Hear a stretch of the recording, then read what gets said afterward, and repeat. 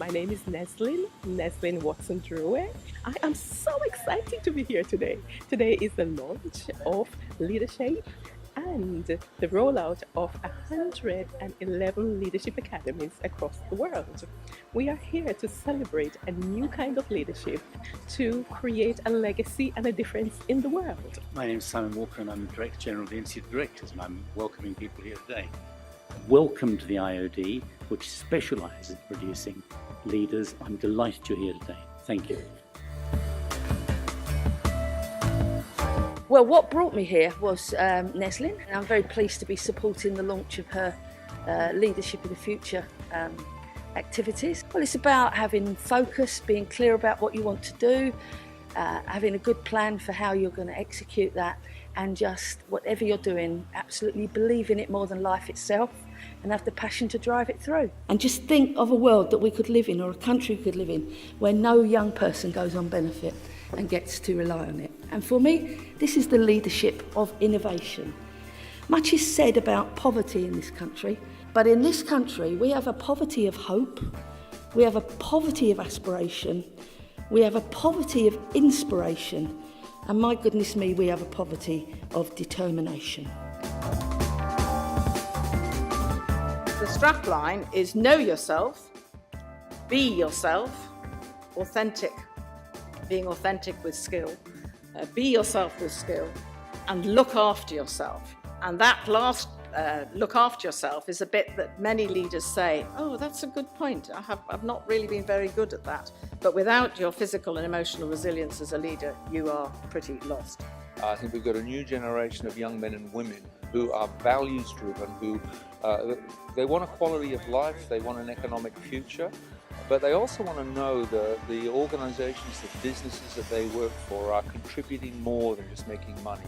They want to know what's the value that you bring to the table. So the new table stakes, I think, in leadership are young men and women who know how to engage people's hearts and minds, who can point them in the direction of what needs doing, but also engage with the deeper reasons for why we do this, fundamentally appealing to a deeper set of values. And the skills that leaders need, I think, to engage a diverse range of people in the marketplace today are fundamentally social and emotionally based rather than technically based. You can't lead a cavalry charge if you think you look funny on a horse. There's a certain level of self-belief that underpins your capacity to rise to the occasion that life presents you with, and the courage it takes to grasp that opportunity and do something quite exceptional. What Neslyn stands for is empowering people to take positions of leadership, and really believing that leadership is much more than heroic leadership. Leadership is something which we all can do, helping others understand that they can do the same. And that's basically it. It's actually quite simple. Anything which actually empowers individuals is something I passionately believe in. More around enabling people to achieve their potential, and we tend not to celebrate that. And we don't celebrate it, partly because the individuals who really like doing that aren't particularly interested in being celebrated anyway, because it's about a group effort. It's about, everybody doing something. But partly because it isn't quite as sexy as the heroic leader. And I think that's part of the sadness, really, but that's something we all have to live with.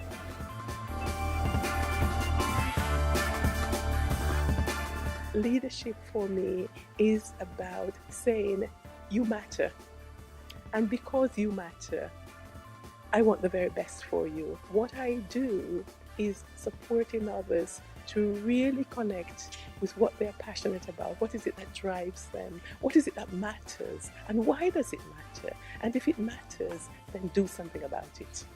I see the future of leadership as opening up all the boundaries that are there for people to really step into their power.